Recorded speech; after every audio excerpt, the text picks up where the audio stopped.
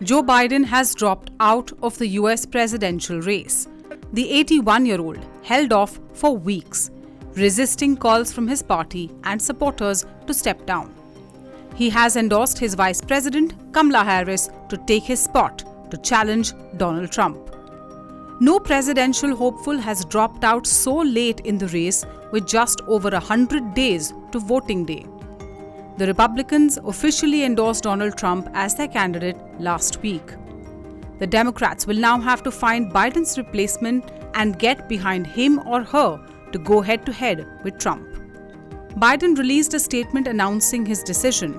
In it, he said, "While it has been my intention to seek re-election, I believe it is in the best interest of my party and the country for me to stand down and to focus solely on fulfilling my duties as president for the remainder of my term."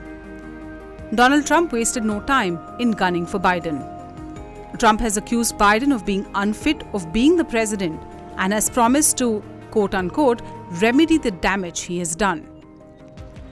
It all started with Biden's halting performance at the first presidential debate in June, where the 81-year-old sometimes lost his train of thought or even sounded incoherent.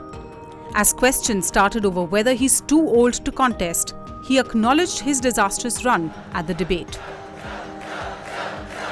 Folks, I don't walk as easy as I used to. I don't speak as smooth as I used to. I don't debate as well as I used to. But I know what I do know. I know how to tell the truth. Nevertheless, Biden decided to dig in his heels, determined to stay in the race. I know, like millions of Americans know, when you get knocked down, you get back up. But that was not meant to be. The calls from within the Democrats asking for Biden to step aside grew louder. It included friends like George Clooney, who also raised funds for the Biden campaign, as well as veterans within the party. As these voices were growing louder, there was an assassination attempt on Donald Trump's life during his rally in Pennsylvania on the 13th of July. Biden was diagnosed with COVID and he returned to Delaware to isolate. That's also when reports started doing the rounds that Biden could possibly announce he was bowing out.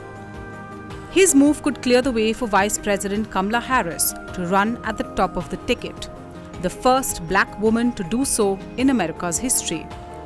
She has the obvious advantage, but her choice is not a given. She said she's all in to secure the party's nomination. As former President Barack Obama said, Democrats will be navigating uncharted waters in the days ahead.